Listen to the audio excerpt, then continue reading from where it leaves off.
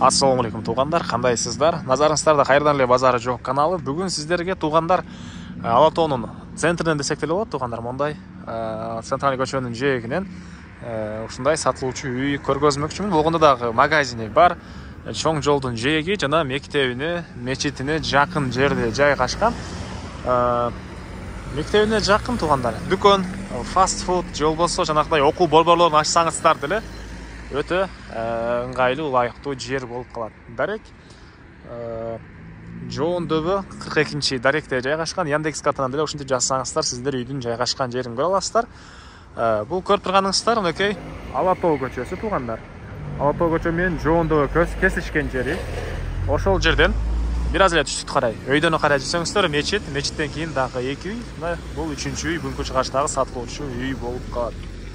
Жана айткандай, мондай чоң жолдун жээги, мектептин жаны, магазин, же болбосо фастфуд, же болбосо окуу борборлору, чач тарач катары деле бул жерди колдонсоңуздар болот. Негизи боюнча бул убакытка чейин бул помещение туугандар.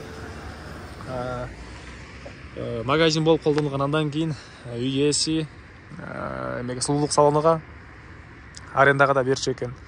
Азыркы учурда сатууга байланыштуу арендаторлор дагы деле сураптыр, бирок сатам дегенге байланыштуу азыркы учурда бош турган учуру туугандар. Дагы эмне маалыматы? Жалпысынан жеринен 4 соток туугандар. Бул жагы 15, узуну болсо туугандар 30 метр, 4,5 соток жер. Документи боюнча айтсак, баары бар экен. Кызыл китеп, техпаспорт, магазиндин документтери жана башка баары бар. Анан эгер жилой дом катары жашайсыңыздар, төрүндө да бош жер, чоң үй сала алсаңыздар деле, азыркы учурда деле магазинден сырткары үйлөрү деле бар.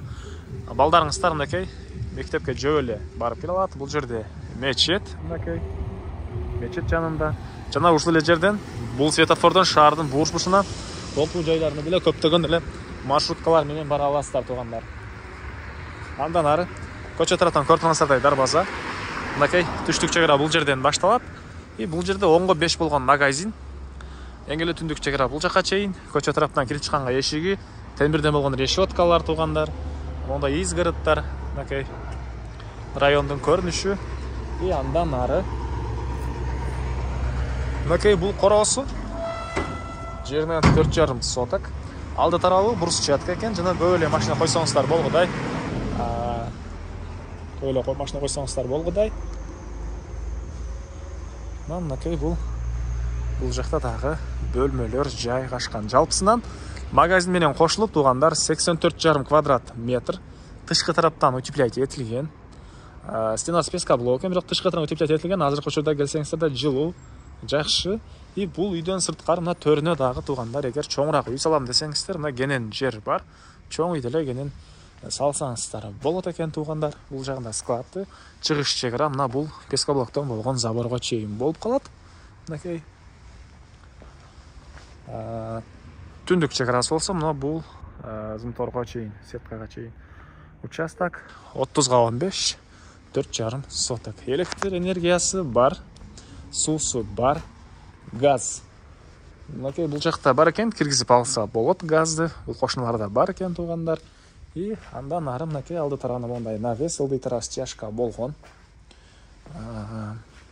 Складтын эшиги, бул жакта да бир кошумча кирип чыкканга эшик бөлмөлөргө, бул негизи кирүүчү эшик жайгашкан жер туугандар. Так, сиздерге үйдүн ички тарабын көргөзөйүн. Бул мынакей кире бериш прихожкасы. Бул жерде отоплениянын котелу жайгашкан. Мынакей көрүп турасыздардай котел, полдор кафель экен. Жана кирип эле сол тарапка карай кирсек, ванна, душ, ажаткана, суу сарестон менен жылыйт. Ракайын орнотулуп суу чыгарылган. Чыгыш тараптан форточка, кир жууган машина орнотулган жери.